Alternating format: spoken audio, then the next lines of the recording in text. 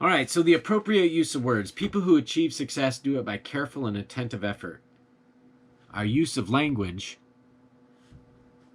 must reflect this quality just as astutely as any marketing plan.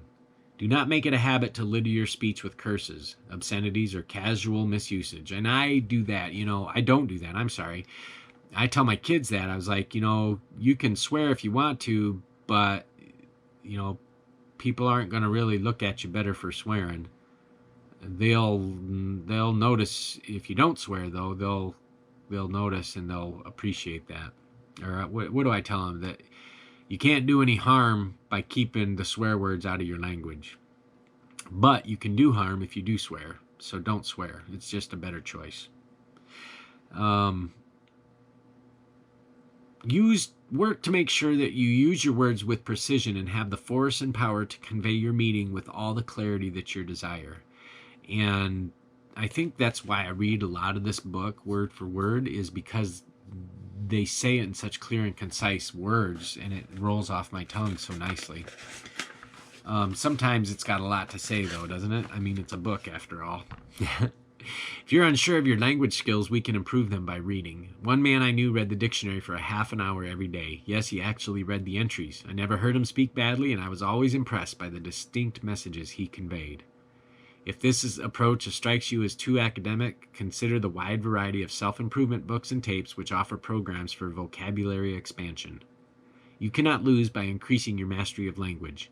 Doing this will also rid your speech of cliches and other overused words which make your conversation laden and induce sleep, not excitement, when you talk.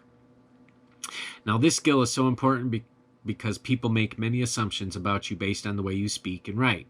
If your conversations and letters are direct, clear, and easily to comprehend, all the other aspects of your attractive personality will be revealed much sooner and in much better light. And without the deft use of language, the harmony of a mastermind group will be disrupted by confusion over goals and the means for obtaining them.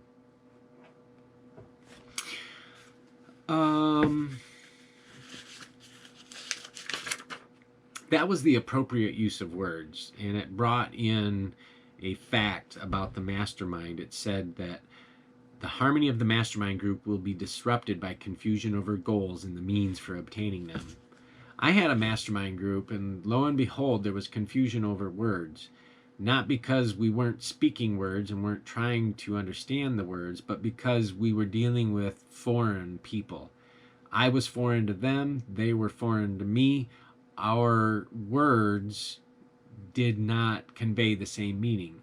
In fact, one of the participants only understood about 80% of what we said. He got the gist of what we said, but there were certain key words, perhaps, that were said intentionally that were missed because of the language barrier. So I can personally testify that without having the appropriate use of words and a clear understanding, that it can disrupt your mastermind.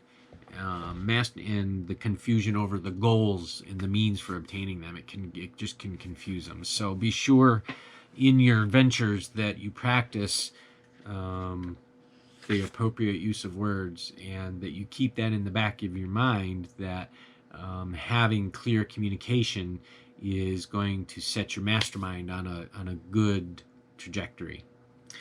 Now, effective speech kind of goes hand in hand with the appropriate use of words. And effective speech is something that I think is a skill that is developed over time. Of course, as we grow, we can develop into a more effective speech. But there is more to effective speech than the vital aspect of appropriate word choice. Combining frankness, word choice, and other aspects of a pleasing personality will make us a powerful communicator, able to speak with conviction and persuasion, whether we are addressing a convention, a round table, or one person, or a camera. Dramatic, inspiring speech has had incredible influence on the course of civilization. The destiny of nations has been changed and defined by the power of those who know how to speak effectively, and those people have earned a permanent place in history. Your ambition may not be so grand, though why shouldn't it? To master dramatic technique, you must learn to speak forcefully in ordinary conversation.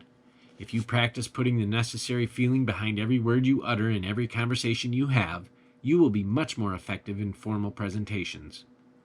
No amount of dramatic technique, however, will bring an audience back from the dead. There's an adage, know what you wish to say it with all the feeling you command, and then sit down. The last two words are the key here. Remember to keep your speeches short. As soon as you have conveyed your point, stop. Long-winded speakers tax the alertness of their audience and show no respect for their time. They fail to persuade anyone. You will fail just as surely if you do not focus on your speech in a way that is applicable to your listeners. Do not use jargon or technical phrases with people who are new to your service or product. Remember that examples and illustrations add drama to your speech and make your message hit close to home. If you are presenting a new computer system to a business that has never even used computers before, and you ramble on about LANs and Pentium chips, you will soon face a room full of sleepwalkers. Tell them instead how you can link their employees together, how quickly information can be shared, and how fast and efficiently your technology will allow them to work, and you will face a room full of people eager to do business with you.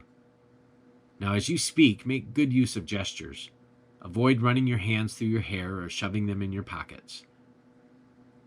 Watch public speakers at every opportunity to learn how they employ their hands for emphasis, and practice this in front of a mirror. Just as you practice your smile and your facial expressions, you can practice your hand gestures. Have you ever seen some of those presidential candidates and they're always doing this? One presidential candidate actually bounces when he talks.